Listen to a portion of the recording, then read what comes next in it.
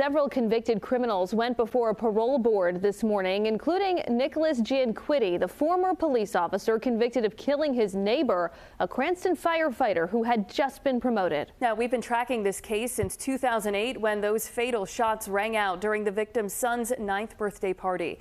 12 News reporter Shiina LoSciuto is live in Cranston now with more from the emotional hearing. Shiina.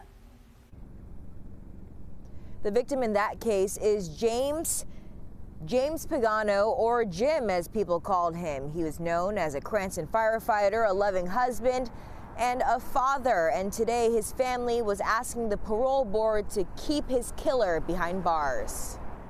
At 29 years old, Adriana Pagano has lived more life without her dad, James, than with.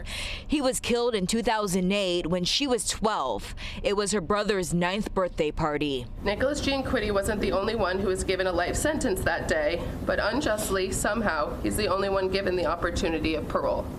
Gianquitti, the former Providence police officer, was convicted of fatally shooting Pagano, sentenced to 40 years with 20 to serve, plus a consecutive life term. Today, he's up for parole 7 years early due to a recent state Supreme Court ruling.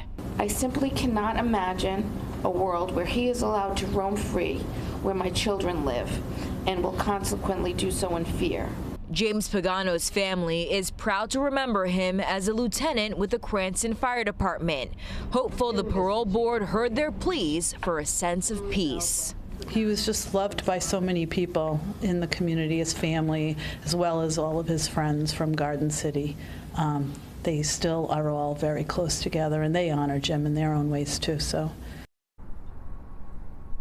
And it appears the family was heard. I just got an email back from the Department of Corrections that the suspect's parole was denied today. He'll be reconsidered, though, in February of 2028. And Shiina, we recently confirmed the convicted killer is still receiving a pension from the Providence Police Department. And that was also brought up today by the victim's family at the parole hearing. And we recently confirmed with the spokesperson from the city of Providence that the suspect has received at least $837,000 since this all unfolded. All right, our Shiina LoSciuto reporting live for us today. Shiina, thank you.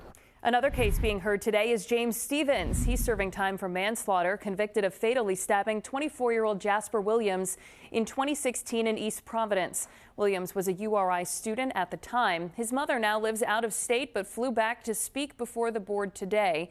She says her son's killer had no remorse and needs to do the time. I often play his voice messages. I have videos of him making jokes in the house. Coming here every 18 months is not part of my life. I understand that this is part of the process, but I want the parole board to think and take into consideration of his family and friends. 3 other people went before the parole board today convicted of crimes ranging from drug trafficking to kidnapping and murder.